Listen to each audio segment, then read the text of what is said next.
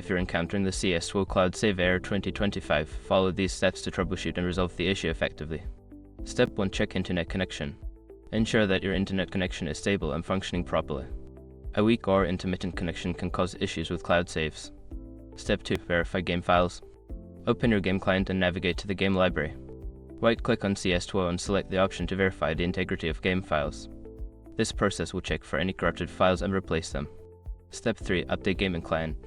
Make sure that both CS2 and your game client are updated to the latest version.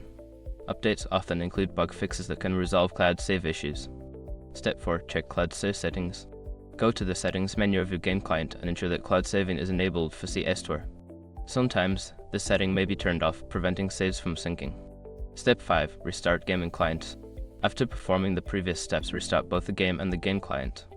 This can help refresh connections and apply any changes made during troubleshooting.